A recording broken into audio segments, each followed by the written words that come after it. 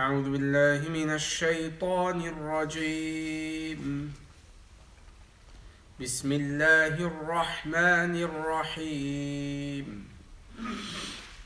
والمرسلات عرفا فالعاصفات عصفا والناشرات نشرا فالفارقات فرقا فالملقيات ذكرا عذرا أو نذرا إنما توعدون لواقع فإذا النجوم طمست وإذا السماء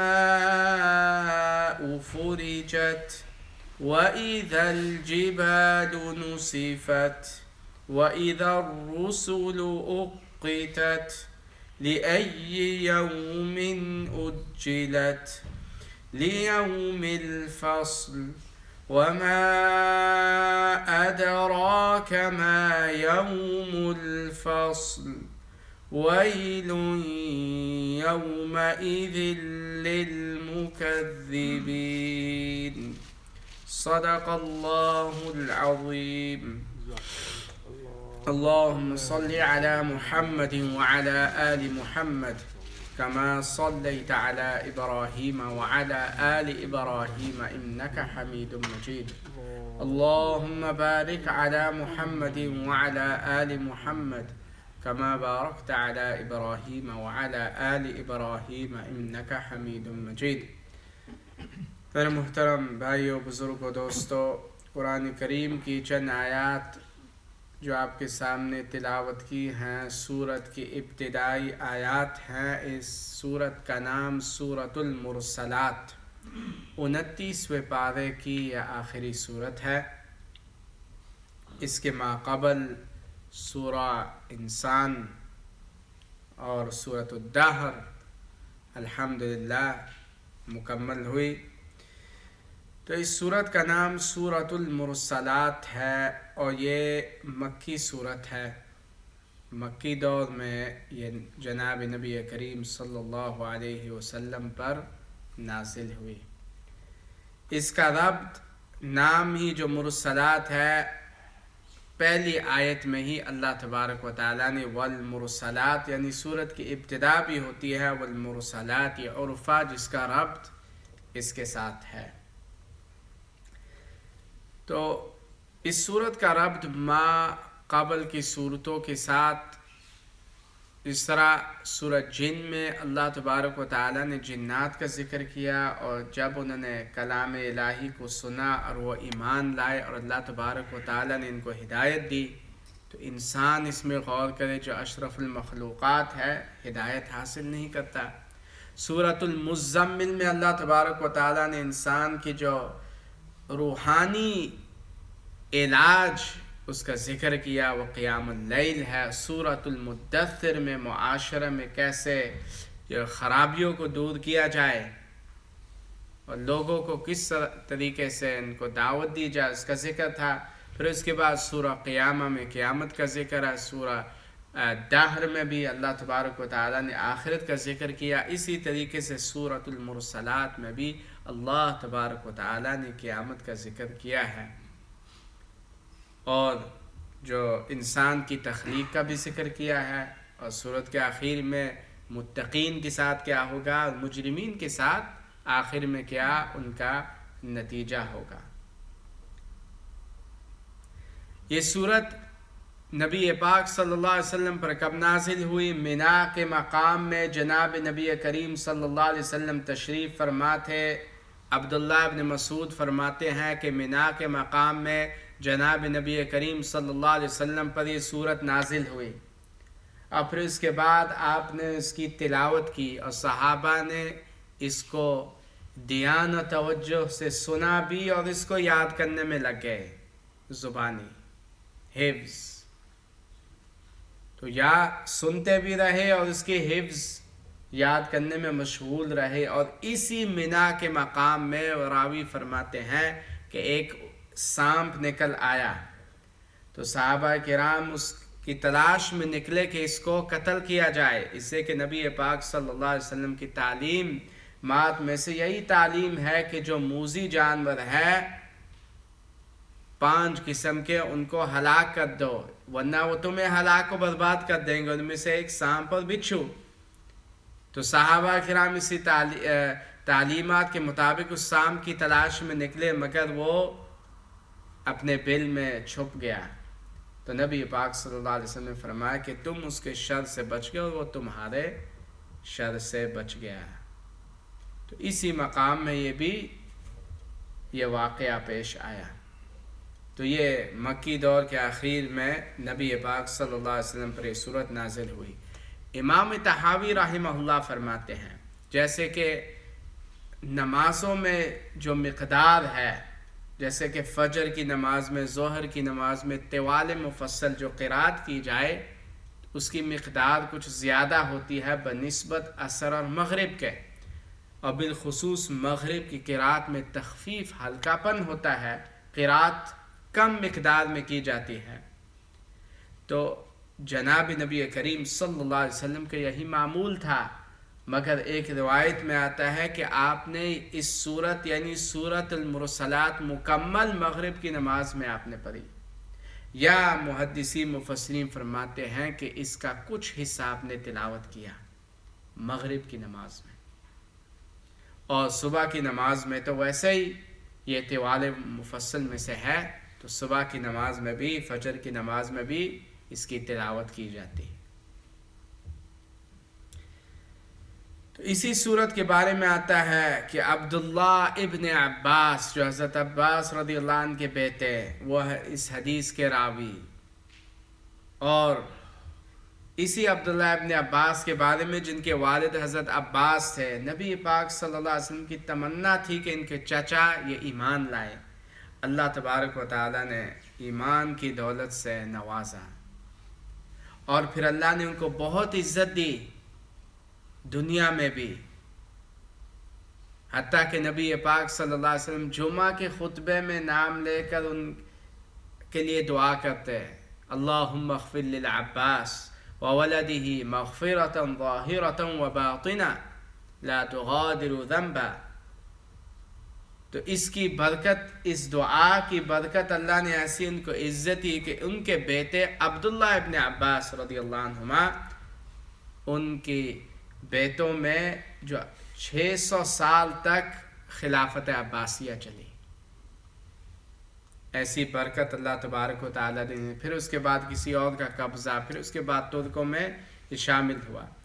تو انہوں نے ایک مرتبہ اس سورت کی تلاوت کی تو ان کی والدہ اس سورت کو سن کر وہ نبی پاک صلی اللہ علیہ وسلم کا زمانہ ان کو یاد آ گیا، اور وہ رونے لگی اور فرمایا کہ آپ نے اپنی قراءت سے نبی پاک صلی اللہ علیہ وسلم کا زمانہ یاد آ گیا، اور آپ تو رحلت فرما گئے ہیں۔ تو یہ بھی مفسرین نے یہ واقعہ اس کے ماتحت لکھا ہے۔ سورت میں ایک آیت ہے اسی سورت میں جو 10 مرتبہ اللہ نے دہرائی ہے، وَيْلٌ يَوْمَئِذٍ لِّلْمُكَذِّبِينَ، 10 مرتبہ یہ اسی صورت میں 50 آیتیں ہیں اس صورت میں، اور سب چھوٹی آیتیں ہیں، 2 رکوع ہیں، مگر اس 2 رکوع میں 10 مرتبہ اللہ تبارک و تعالی نے وَيْلٌ يَوْمَئِذٍ لِّلْمُكَذِّبِينَ فرمایا ہے کہ اس روز ہلاکت ہے جھٹلانے والوں کے لیے۔ جیسے سورہ رحمان میں فَبِأَيِّ آلَاءِ رَبِّكُمَا تُكَذِّبَانِ 31 مرتبہ آیا ہے،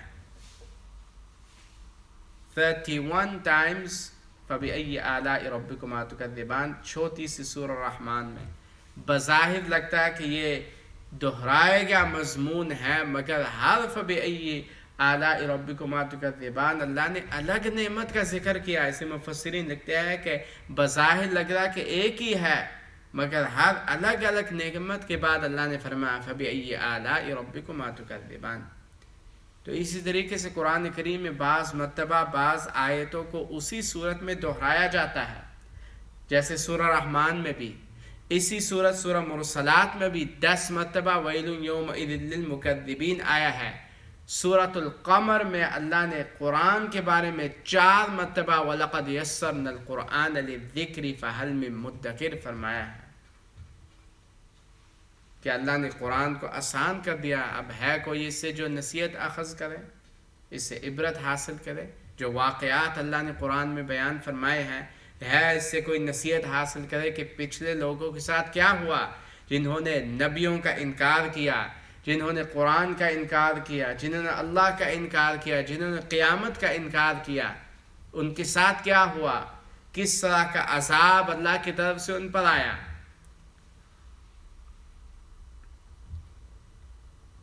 تو اس صورت میں اس کے ابتدا اللہ تبارک و تعالیٰ نے 5 قسمیں کھائی. والمرسلات عرفا فالعاصفات عصفا والناشرات نشرا فالفارقات فرقا فالملقيات ذکرا. مرسلات، عاصفات، ناشرات، فارقات، ملقیات.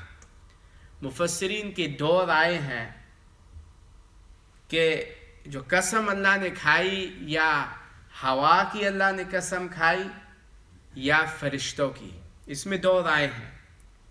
مشہور اور جو ترجمہ لکھا گیا ہے اور جو مشہور ہے کہ اللہ تبارک و تعالیٰ نے 5 قسمیں کھائی ہیں ہوا کے متعلق. اور پھر اس کے بعد ایک بات جو اللہ تبارک و تعالیٰ نے ہمیں بتائی ہے کہ قیامت کا آنا یقینی ہے، اس میں کوئی شک و شبہ نہیں ہے. اب یہاں ہواؤں کا ذکر اللہ نے کیا. والمرسلات عرفا، قسم ان ہواؤں کی جو دل کو خوش کرتی ہیں یا یہ نرمی سے چلتی ہیں. ہوا اللہ کی طرف سے بہت بڑی نعمت ہے، بہت بڑی نعمت ہے. جب نرمی سے ہوا چلتی ہے تو انسان دل بھی خوش ہوتا ہے، تسلی بھی ہوتی ہے. مگر ہوا کی مختلف قسمیں ہیں. ایک ہوا جس سے انسان کو راحت، فرحت، خوشی میسر ہوتی ہے. اس کے بعد دوسری قسم کی ہوا جو بہت تیز چلتی ہے، عاصفہ، جس کے بعد اس کا ذکر ہے. وحبت العاصفہ، قوم عاد پر جو ہوا کا طوفان اللہ کی طرف سے آیا. وحبت العاصفہ تقلع الاشجار وتهدم البیوت وترمیها من مکان الى مکان. تو ہوا یہ عذاب کی شکل میں بھی بہت تیز آ سکتی ہے. اور پھر تیسری قسم جو پھیلنے والی، یا تو اس کی جو ڈیوٹی ہے ایک قسم جگہ سے دوسری جگہ تک ڈسٹ، اس قسم کی چیزوں کو پہنچانا، یا پھاڑنے والی ہے، یا جو فرشتے نصیحت کی باتیں ہیں جو لے کر آتے ہیں.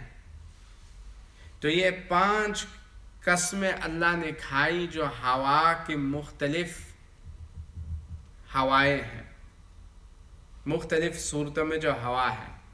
تو یہی ہوا جس سے انسان کو فرحت اور خوشی محسوس ہوتی ہے، بہت بڑی اللہ کی نعمت ہے. اور اس کا جب ہمیں ضرورت ہو اور اس کو جو نقلی ہوا ہم استعمال کرتے ہیں جیسے پنکھا ہے، فین ہے، اے سی ہے، اصل ہوا اس کا مقابلہ نہیں کر سکتی. تو اللہ تبارک و تعالیٰ نے فرمایا کہ قسم کھائی کہ دیکھیں پہلے اس قسم کی ہوا ہے جو نرمی سے، آرام سے چلتی ہے، اور اس کے بعد فالعاصفات عصفا، پھر اللہ نے قسم کھائی تیز ہوا کی جو بہت تیزی سے چلتی ہے. اب دیکھیں ہوا کے ذریعے سے اللہ نے کیسے نبی پاک صلی اللہ علیہ وسلم کی مدد بھی کی. جیسے کہ یہ خندق کا موقع تھا تو اس وقت جو مدینہ پر حملہ آنے کے لیے تیار، تو ایک صحابی نے مشورہ دیا کہ ہم اپنے علاقے میں خندق کھودا کرتے تھے جس کے لیے دشمنوں کا آنا مشکل ہے. تو نبی پاک صلی اللہ علیہ وسلم نے یہ رائے قبول کر لی اور پھر خندق مدینہ کے ارد گرد کھودی گئیں. اور اس کے بعد بہت دشمنوں کی بہت بڑی تعداد، ان کا ارادہ تھا کہ اب ہم مدینہ پر حملہ کریں اور مسلمانوں کو ختم کریں. تو اللہ تبارک و تعالیٰ کی طرف سے مدد آئی، جس کا ذکر سورہ احزاب میں. تو اللہ کی طرف سے مدد آئی کہ مشرق کی طرف سے ایک ہوا آئی جس کے ذریعے سے دشمنوں کے خیمے کو اکھیڑ دیا اور جس کی وجہ سے وہ چلے گئے. یہ بھی ایک قسم کی ہوا.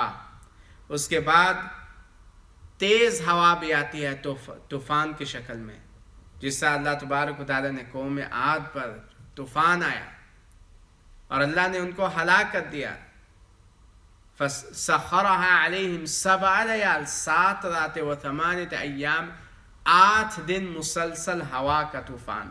اور اتنے بڑے قد و قامت اور بلندی اور طاقتور لوگ تھے، درختوں کی طرح ان کا قد، اور بہت مضبوط، پھر بھی اللہ نے ان کو ہلاک کر دیا. تو اسی طریقے سے جو تبوک کا موقع تھا، تبوک اگر ہم اس غزوے کے بارے میں پڑھیں جو تقریباً آخری غزوہ، بہت لمبا سفر تھا، مدینے سے شام تک تقریباً 1200 کلومیٹر کا فاصلہ، اور آگے مد مقابل ان کے جن کا بہت بڑا لشکر تھا. تو نبی پاک صلی اللہ علیہ وسلم اسی سفر، اور بہت گرمی کا موسم، پھل پکنے کا وقت، اسی حالت میں سب کو کہا گیا کہ نکلیں، تو اللہ کے راستے میں نکلیں. تو اب نبی پاک صلی اللہ علیہ وسلم نے فرمایا صحابہ کو، آج وحی کے ذریعے سے آپ کو بتائے گا کہ شام میں طوفان آنے والا ہے. اب اور یہ جو دشمن پر آئے گا، اب اپنی جگہ میں کوئی بھی کھڑا نہ ہو اور جانور کی بھی حفاظت کریں، اور اس وقت کوئی بھی کھڑا نہ ہو کہ جب یہ طوفان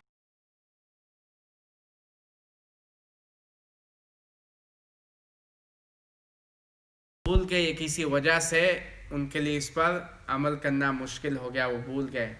تو جب یہ طوفان آئے تو وہ کھڑے ہو گئے.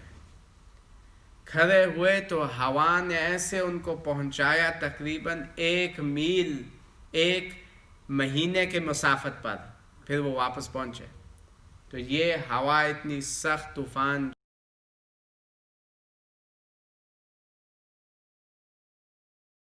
ہوا کی یا تو جو دست گرد و غبار ہے وہ کسی ایک جگہ سے دوسری جگہ تک پہنچاتی ہے، یہ بھی ہوا کی ایک قسم ہے.